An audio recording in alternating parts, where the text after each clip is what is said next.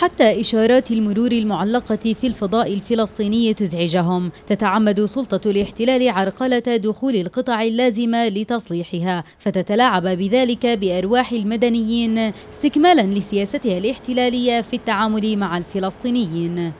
كانت الفترة الزمنية للحصول على الموافقات طويلة جدا، يعني كانت تستغرق، حتى ممكن القول أنها تستغرق أكثر من أشهر ربما سنوات. بالتالي بهذا الإنجاز سيتم يعني اختزال الزمن وتركيب هذه اللوحات دون انتظار سنوات للحصول على الموافقات للحصول على هذه القطع.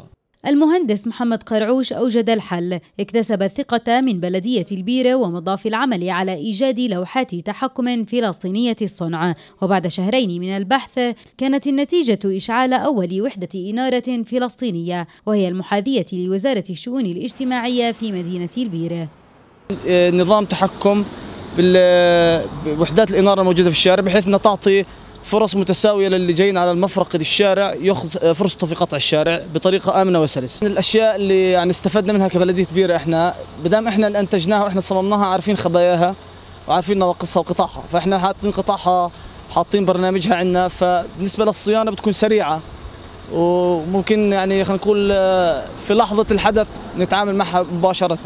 30 ثانية لكل اتجاه، هكذا تعمل الإشارة لتنظيم حركة السير في المكان، في حين يواصل قرعوش وطاقم بلدية البيرة العمل من أجل خلق تحكم ذاتي بكافة وحدات الإنارة في المدينة.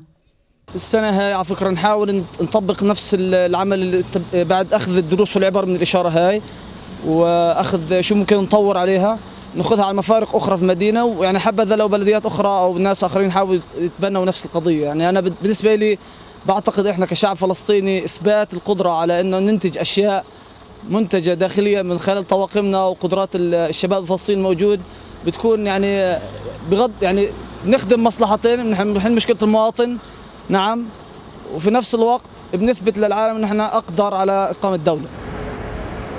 الحاجة أم الاختراع. هنا أول لوحة تحكم بإشارة ضوئية فلسطينية الصنع. ارتأى محمد أن وجودها هو شق لطريق استقلال لن يتحقق في ظل تبعية اقتصادية وبنية تحتية مستوردة. من مدينة البيرة، وفاء عروري، تلفزيون وطن.